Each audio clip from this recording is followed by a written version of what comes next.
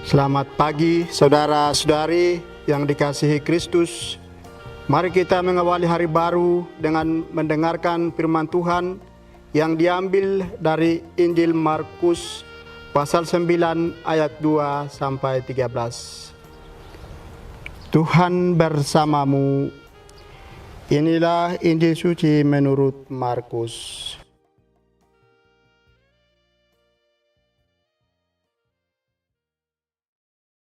Pada suatu hari, Yesus berbicara tentang bagaimana ia akan menderita sengsara. Sesudah itu ia membawa Petrus, Yakobus, dan Yohanes, dan bersama mereka naik ke sebuah gunung yang tinggi. Di situ mereka sendirian saja. Lalu Yesus berubah rupa di depan mata mereka, dan pakaiannya menjadi sangat putih berkilat-kilat. Tak ada seorang pun di dunia ini yang sanggup menggeletar pakaian seperti itu. Maka tampaklah kepada mereka Elia dan Musa yang sedang berbicara dengan Yesus. Lalu Petrus berkata kepada Yesus, "Rabi, betapa bahagianya kami berada di sini. Baiklah, kami dirikan 3 kemah, satu untuk engkau, satu untuk Musa, dan satu untuk Elia." Petrus berkata demikian sebab tidak tahu apa yang harus dikatakannya karena mereka sangat ketakutan. Maka datanglah awan menaungi mereka, dan dari dalam awan itu terdengar suara, "Inilah anakku terkasih, dengarkanlah dia." Dan sekonyong-konyong waktu memandang sekeliling, mereka tidak lagi melihat seorang pun, kecuali Yesus seorang diri. Pada waktu mereka turun dari gunung itu, Yesus berpesan supaya mereka jangan menceritakan kepada siapapun apa yang telah mereka lihat itu sebelum Anak Manusia bangkit dari antara orang mati. Mereka memegang pesan tadi sambil mempersoalkan di antara mereka apa yang dimaksud dengan bangkit dari antara orang mati. Lalu mereka bertanya kepada Yesus, "Mengapa ahli-ahli Taurat berkata bahwa Elia harus datang dahulu?" Yesus menjawab, "Memang Elia akan datang dahulu dan memulihkan segala sesuatu. Tetapi bagaimanakah halnya dengan Anak Manusia? Bagaimana tertulis bahwa ia akan banyak menderita dan akan dihinakan. Tetapi aku berkata kepadamu, memang Elia sudah datang, dan orang memperlakukan dia menurut kehendak mereka, sesuai dengan yang tertulis tentang dia." Demikianlah sabda Tuhan.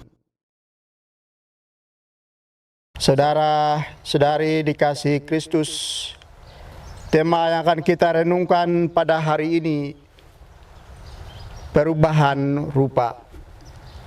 Saudara, Injil mengisahkan bagaimana Yesus dimuliakan di atas gunung. Ketika Yesus membawa ketiga murid, yakni Petrus, Yakobus, dan Yohanes, bersama mereka naik ke sebuah gunung yang tinggi. Tiba-tiba ia berubah rupa dan tampaklah kepada mereka Elia dan Musa berkata-kata kepada Yesus.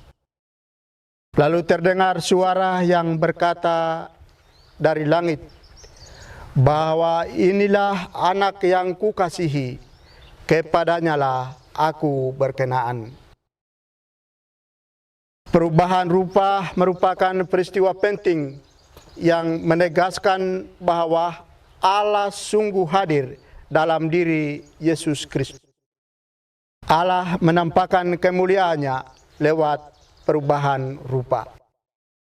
Hal ini membuat para murid yang mengikutinya sontak bergembira dan bersemangat sampai-sampai mereka mengajak Yesus untuk berkemah.